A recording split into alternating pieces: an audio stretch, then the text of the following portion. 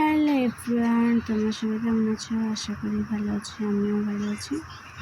দেখছি সিঁদুরটা পরে আমাকে কেমন লাগছে। আমি এরকমভাবে সিঁদুর পরি না, আমি খুব ছোটো করেই সিঁদুরটা পরি।